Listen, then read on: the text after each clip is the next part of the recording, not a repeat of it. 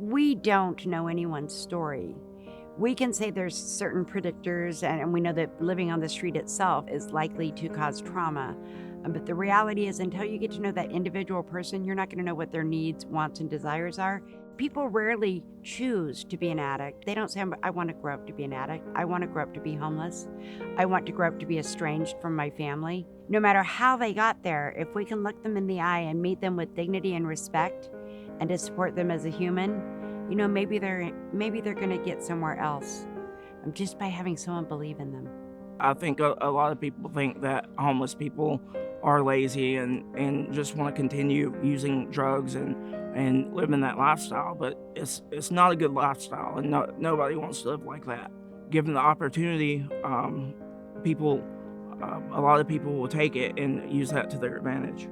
I believe strongly in harm reduction and trauma-informed care, and what I see is a real attempt and usual success at really implementing that. And that means that we're not just trauma-informed with the clients, we are with each other, with the staff. Across the board, that's how we treat humans, no matter what your title or role is.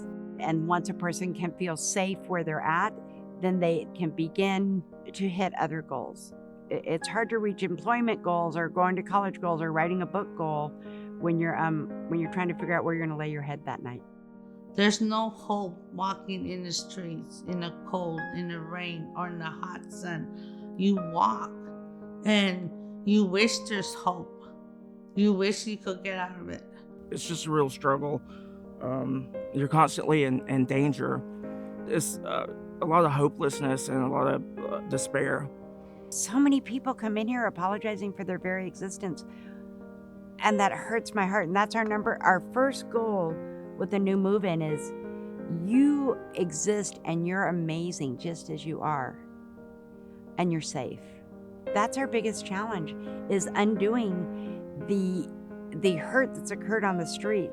And a lot of that hurt isn't from the other people who are homeless, but about how society treats them.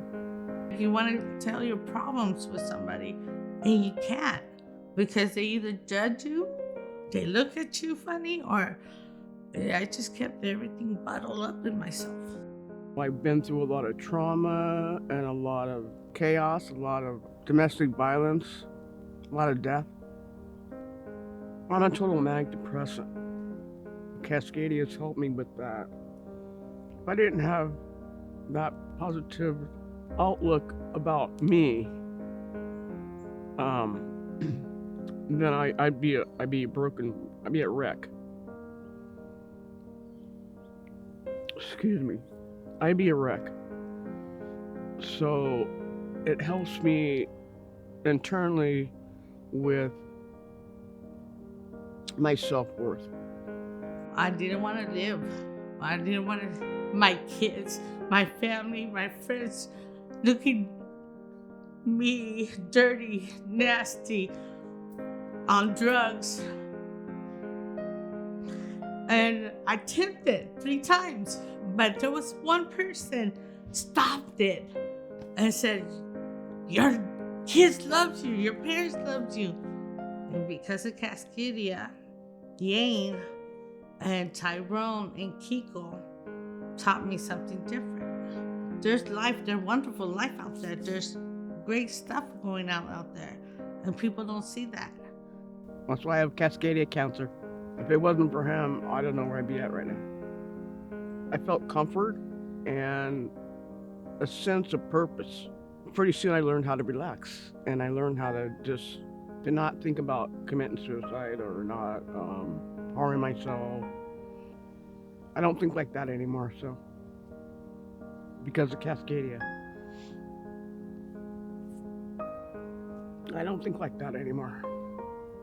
I just had no hope when I was on the streets. I never thought that I would have a place of my own and be paying my own rent and accomplishing my goals. This service is just very important for people like me, and there's a lot of people like me that just really want a chance to succeed. And this place really gives people that opportunity. The resiliency of our clients is awe-inspiring, and I can't work in this field without on a daily basis going, oh my gosh, and getting hope for humanity. Sometimes working in this field makes me really sad for humanity, particularly when I've had clients say, oh, I'm a throwaway, because that's what's been communicated to them. Yet that same person that will say that can also blossom and grow. I've seen it time and time again. Time and time.